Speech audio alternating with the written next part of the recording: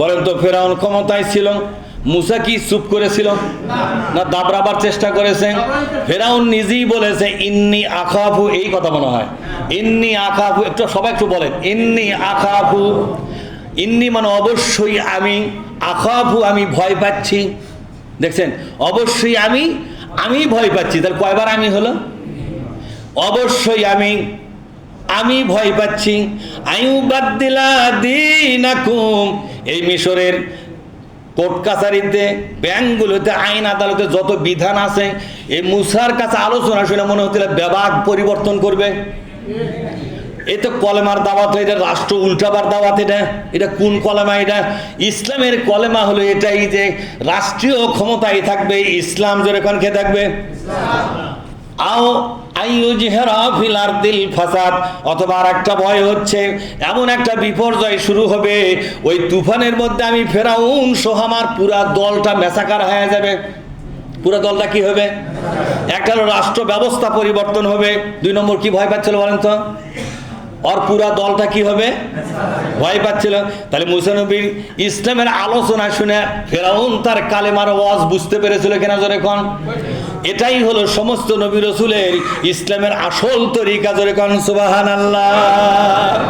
আসল তরিকা হলো আল্লাহর নাজিল করা কিতাব, এই কিতাবের পক্ষে আমাদের আসতে হবে, কথা ঠিক না? এই কিতাবের পক্ষে যুব শক্তিকে কাজে লাগতে হবে। কোন শক্তি?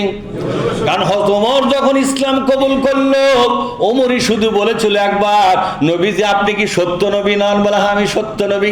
আপনার কাছে যে কোরআন নাজিল হয়েছে গো নবী, এটা কি সত্য কিতাব নয়? বলে হ্যাঁ সত্য কিতাব। তাহলে আমরা ঘরের মধ্যে কেন আলোচনা করব? চলেন আমরা কাবার সামনে, আপনি কোরআন থেকে আলোচনা করবেন।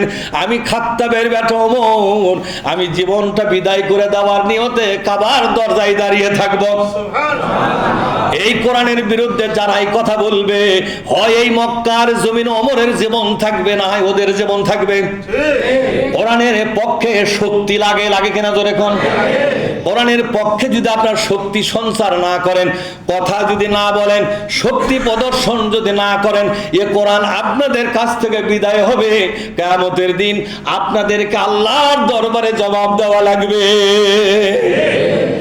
সুতরাং রাসূলুল্লাহর যুগে কোরআনের পক্ষে সত্য কথা বলার লোক প্রয়োজন ছিল কিনা জোরে কোন?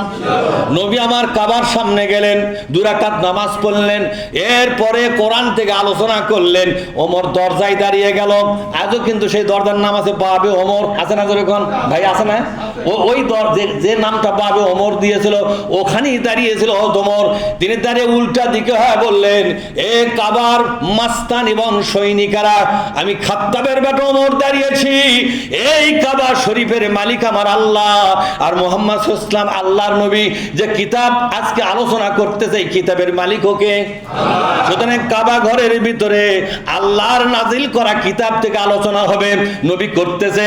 যদি কারো হিম্মত থাকে আয় আমার সামনে আয়, ওমরকে মারিয়া তারপরে নবীর কাছে যেতে পারবি, তবে আসার সময় বিদায় নিয়ে আসো। যাদের স্ত্রী আছে বিদায় নিয়ে আসো, যাদের বউ নাই বাপ মায়ের কাছ থেকে বিদায় নিয়ে আসো।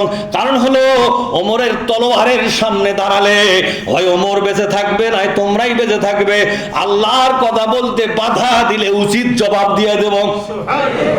আরে তাফসীরের মধ্যে পড়ে দেখলাম, হাদিসের মধ্যে পড়ে দেখলাম, সেই দিন মক্কার আবু জেহেল থেকে শুরু করে আবু সুফিয়ান থেকে শুরু করে উতবা, সাইবা, ওলীদ ইবনে মুগীরা সবাই দৌড়ে আসলো। কিন্তু ওমরের নাঙ্গা তরোয়ার এবং তার হুঙ্কার দেখে একটা মানুষের কলিজায় সাহস হয় নাই। তারা বলল না রক্তপাত হয়ে যাবে, ওমর দাঁড়িয়ে পড়েছে, এ তো মারাত্মক লোক। এই লোকের ভয়ে সবাই নীরব হয়ে গেল। এখান থেকে শিক্ষা হলো আল্লাহর কোরআনের জন্য একদল মর্দে মুজাহিদ পক্ষে থাকা লাগবে। আপনারা কি থাকবেন পক্ষে? সবাই কি থাকবেন বলেন? ভাইরা আমার, পক্ষে যদি থাকেন কোরআনের জীবন্ত অবস্থা থাকবে, পক্ষে না থাকলে কোরআনের মৃত্যু ঘটে যাবে আপনার সামনে, কথা ঠিক না? এজন্য সবাইকে কথা, কিন্তু মারামারি করা যাবে নাকি? কোনো মারামারি করা যাবে? কোনো গালাগালি করা যাবে? আরে ভাই, লোক বেশি হলে মানুষ এমনি ভয় পায়, কিসের মারামারি করা লাগবে? কিছু লোক আছে পাওত পাড়া দিয়ে ক্যাসাল লাগার ধান্দা করবে কিনা জোরে এখন? এজন্য আপনারা সেই সুযোগ দেবেন না। কোনো মতলববাজকে মতলবই করার কোনো সুযোগ দেবেন না। মাথা ঠান্ডা রেখে কোরআনের দুশমনের সঙ্গে কথা বলে প্রতিবাদ করবেন।